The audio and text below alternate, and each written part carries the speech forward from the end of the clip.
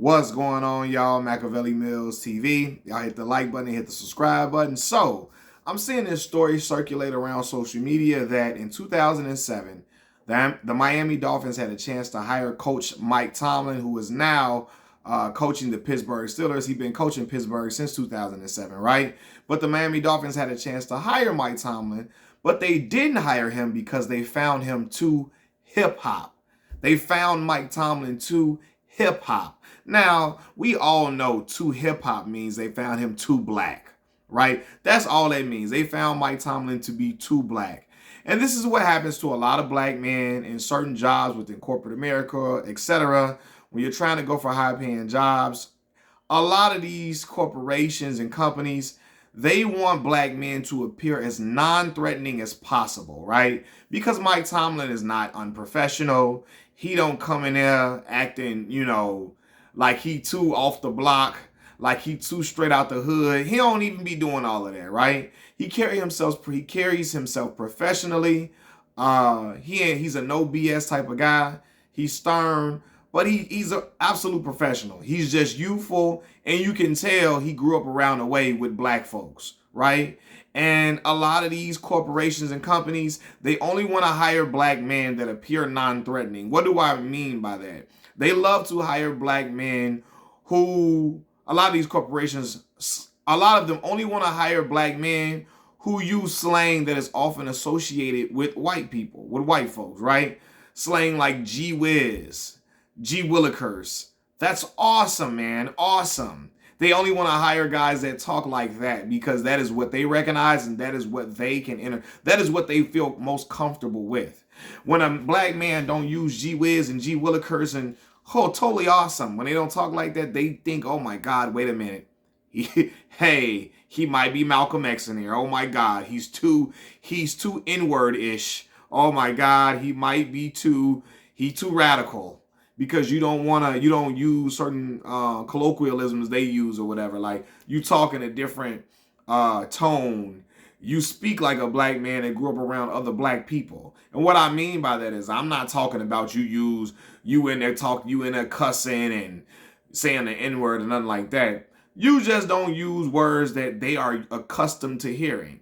And for a lot of these white executives, that is very off-putting to them, right? A lot of white executives, they like black men who present themselves in the format of Wayne Brady, Bryant Gumbel, Maven from wrestling, Russell Wilson. And I'm not trying to denigrate those black men at all. What I'm saying is that those men often, they are black men who can be heard using the slang that white folks use. Gee whiz. That's awesome. Totally awesome, man. Hey man, that's outstanding, man. That's and I'm not trying to be, I'm laughing at how I'm saying it. But for real though, they talk in a way that is more, they present themselves in a way that is more comfortable for white America to digest. And Mike Tomlin he doesn't talk like that. And there's nothing wrong with him not using those words or not talking in that manner. But there are a lot of people, non-black executives, white or sometimes not even just white executives. It could be Hispanic, Asian executives that they feel off. It's off-putting. It's more digestible when you talk in a way that they're used to hearing. You know what I mean? When you talk in a way that they feel like is is more digestible for them.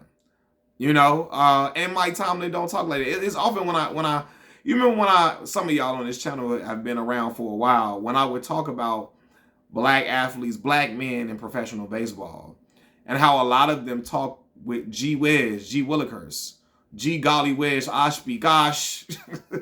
they talk and them like, oh gee whiz, oh man, it's just totally awesome, man.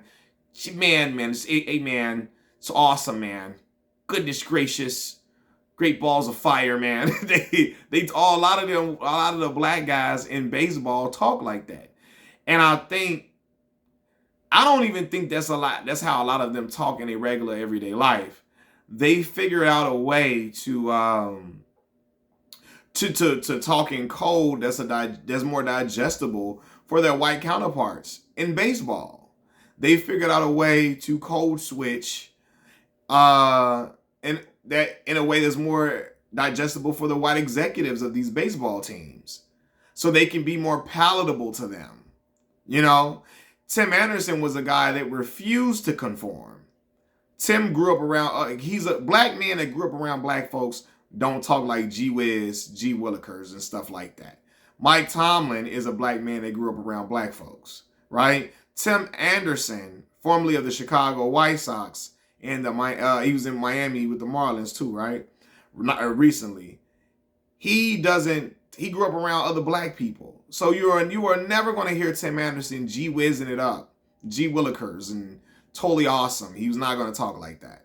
He's from Tuscaloosa, Alabama, grew up around black people in Tuscaloosa.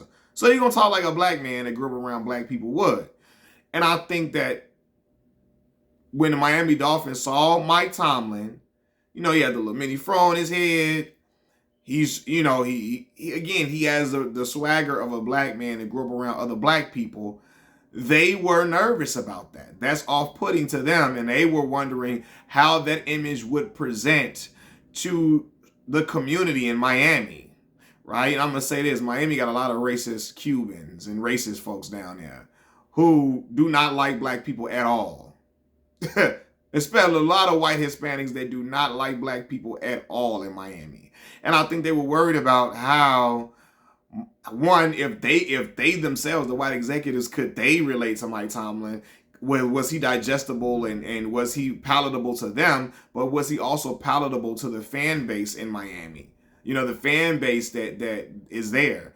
And they felt like, oh my God, this black man, Mike Tomlin, this mini fro, hey man, he got a bravado like a black man that grew up around other black people. Will he be able to relate to the folks in the area that our team is in? Will he be able to relate to will the fan base be able to relate to him? Will they receive him well?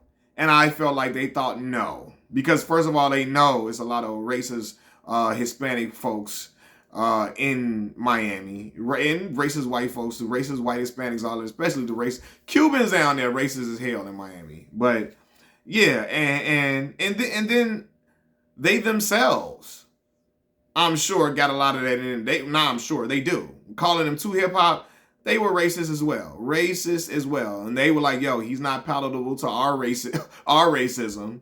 So hey, we can't have this Negro in here. That's what they were looking at when they saw Mike Tomlin. Not looking at a man, a black man who was who was exemplary in his field, who is obviously a leader of men. Mike Tomlin is a leader of men without question. And he's a great coach, which is why he hasn't had a losing season in Pittsburgh yet. Even with Kenny Pickett and Mason Rudolph and Mitch Trubisky as his quarterbacks, he still found a way to not have losing seasons. He still found a way not to lose, for real. Even and to win games in situations with those guys. He's found a way to win games with Mason Rudolph and Kenny Pickett and Mitch Trubisky, quarterbacks who a lot of other coaches would have lost with. And so he's always been the guy for the job. He's always been an upstanding individual. He's always been the model of professionalism. He's always been a leader of men. He's always been the guy that you want leading your troops to a battle all the time. And Miami missed out. They missed out on an excellent coach, and that's due to their racism. He's too black is what they were saying. That's too hip-hop.